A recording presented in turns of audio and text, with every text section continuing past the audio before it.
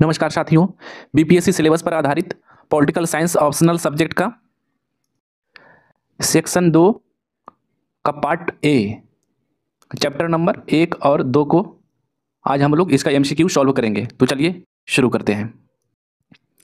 हमारा first chapter का है the nature and functioning of the sovereign state system. तो पहला प्रश्न है कि संप्रभुता की अवधारणा का मूल स्रोत किस विचारक ने लेवियाथन में प्रस्तुत किया, जिसमें राज्य को सर्वोच्च शक्ति के रूप में देखा गया? तो इसका सही उत्तर हो जाएगा Thomas Hobbes, option B.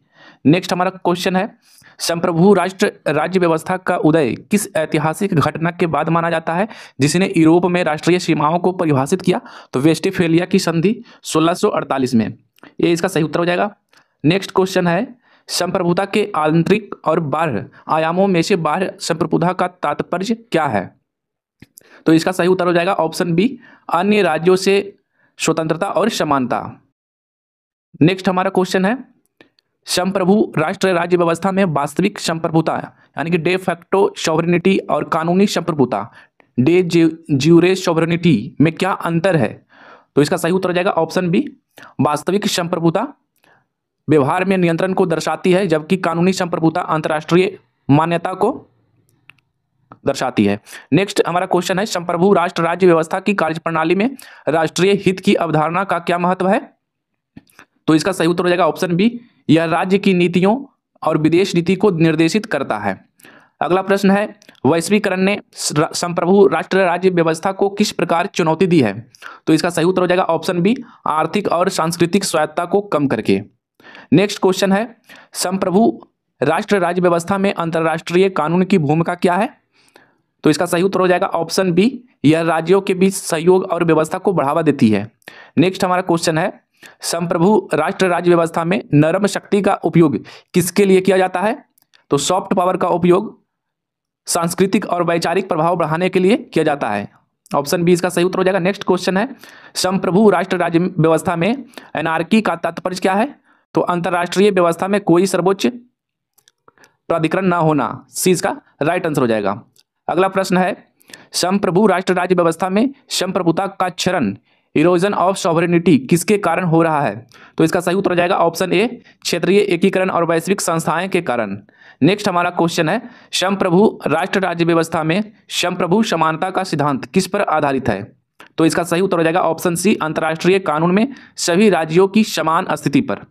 Next question है संप्रभु राष्ट्र राज्य व्यवस्था में हस्तक्षेप की जिम्मेदारी रिस्पॉन्सिबिलिटी टू प्रोटेक्ट R2P की अवधारणा किसे चुनौती देती है? तो गैर हस्तक्षेप के सिद्धांत को, बी इसका राइट आंसर हो जाएगा। नेक्स्ट क्वेश्चन है संप्रभु राष्ट्र राज्य व्यवस्था में राष्ट्रवाद की भूमिका क्या रही है?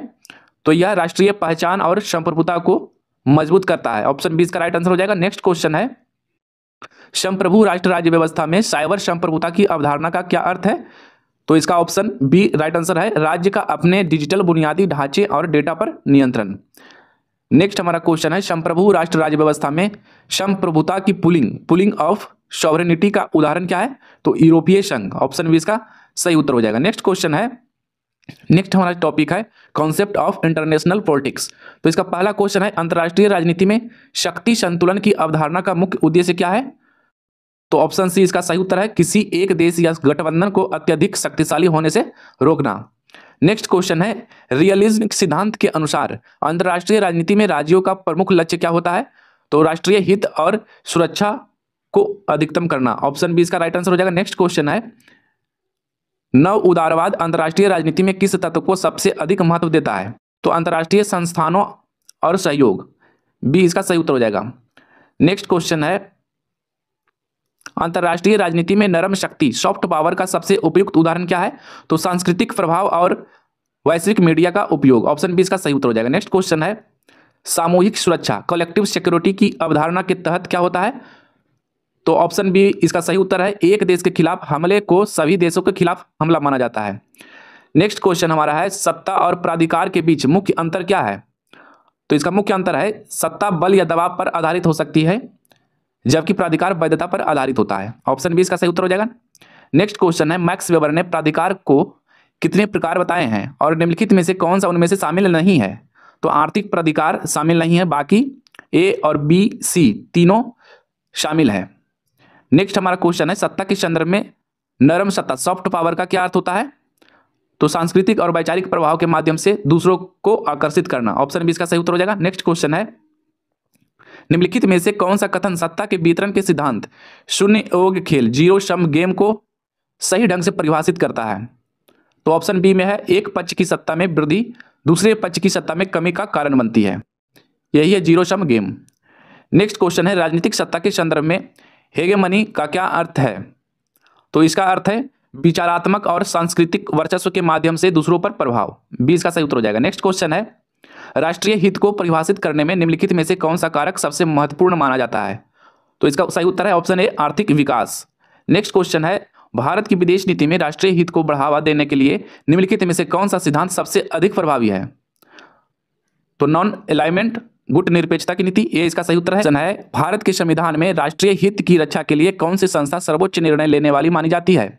तो राष्ट्रीय सुरक्षा परिषद। ऑप्शन सी इसका सही उत्तर हो जाएगा। नेक्स्ट क्वेश्चन है, निम्नलिखित में से कौन सा राष्ट्रीय हित का उदाहरण नहीं है? तो अंतर्राष्ट्रीय खेल आयोजनों में भाग लेना नहीं है, जबकि ऊर्जा सुरक्षा सुनिश्चित करना, क्षेत्रीय अखंडता की रक्षा करना और व्यापार संतुलन बनाए रखना। ए बी डी है, सी इसमें नहीं है। नेक्स्ट क्वेश्चन है, राष्ट्रीय हित के संदर्भ में भारत की लुक ईस्ट पॉलिसी का मुख्य उद्देश्य क्या है? तो दक्षिण पूर्व एशिया के साथ आर्थिक और सामरिक सहयोग। ऑप्शन बी इसका सही उत्तर हो जाएगा। नेक्स्ट क्वेश्चन है, इसका विश्लेषण थोड़ा सा देख लेते हैं। विश्लेषण में कि लुक ईस्ट पॉलिसी जो अब एक्ट ईस्ट पॉलिसी के रूप में विकसित हो गई है का उद्देश्य है कि दक्षिण पूर्व एशियाई देशों के साथ व्यापार, निवेश, सुरक्षा सहयोग को बढ़ावा देना है। नेक्स्ट हमारा क्वेश्चन है, शक्ति संतुलन की अवधारणा का मुख्य उद्देश्य क्या है? तो इसका सही उत्तर है ऑप्शन बी, अंतर्राष्ट्रीय व्यवस्था में स्थिरता और शांति बनाए रखना। नेक्स्ट क्वेश्चन है, निम्नलिखित में से कौन सा कारक शक्ति संतुलन को बनाए रखने में सबसे महत्वपूर्ण माना जाता है? तो ऑप्शन बी इसका राइट आंसर है, सैन्य और आर्थिक शक्ति का संतुलन। नेक्स्ट क्वेश्चन है, शीत युद्ध के दौरान शक्ति संतुलन का सबसे प्रमुख उदाहरण क्या था? तो इसका प्रमुख उदाहरण था संयुक्त राज्य अमेरिका और सोवियत संघ के बीच परस्पर निश्चित विनाश की नीति। नेक्स्ट क्वेश्चन है, शक्ति संतुलन की नीति में गठबंधन निर्माण का क्या महत्व है? तो ऑप्शन बी इसका राइट आंसर है, यह एक देश की शक्ति को कमजोर देशों के साथ जोड़कर संतुलन बनाता है। नेक्स्ट क्वेश्चन है, शक्ति संतुलन की अवधारणा को आलोचनात्मक दृष्टि से देखने पर क्या कमी सामने आती है? तो यह छोटे और कमजोर देशों की उपेक्षा करती है। ऑप्शन इसका राइट आंसर है। नेक्स्ट क्वेश्चन है, पावर वैक्यूम की स्थिति आमतौर पर कब उत्पन्न होती है? तो जब किसी देश में नेतृत्व का अभाव होता है और सत्ता का कोई स्पष्ट उत्तराधिकारी नहीं होता है। ऑप्शन बी इसका सही उत्तर हो जाएगा। नेक्स्ट क्वेश्चन है, सत्ता शून्यता के परिणाम स्वरूप निम्नलिखित में से कौन सा परिदृश्य सबसे अधिक संभावित है? तो अस्थिरता, अव्यवस्था और सशस्त्र विद्रोह की स्थिति। बी इसका सही उत्तर हो जाएगा। नेक्स्ट क्वेश्चन है, निम्नलिखित में से कौन सा कारक सत्ता शून्यता को बढ़ावा दे सकता है? तो ऑप्शन बी में है नेतृत्व संकट और संस्थागत कमजोरी। नेक्स्ट क्वेश्चन है, सत्ता शून्यता को भरने के लिए निम्नलिखित में से कौन सी प्रक्रिया सबसे कम प्रभावी हो सकती है? तो असंवैधानिक तख्तापलट द्वारा सत्ता पर कब्जा सबसे कम प्रभावी है। नेक्स्ट हमारा क्वेश्चन है, सत्ता शून्यता से निपटने में संवैधानिक प्रावधानों की क्या भूमिका होती है? तो ऑप्शन बी इसका सही उत्तर है, वे सत्ता के हस्तांतरण को सुचारू रूप बनाने और अस्थिरता को कम करने में मदद करते हैं।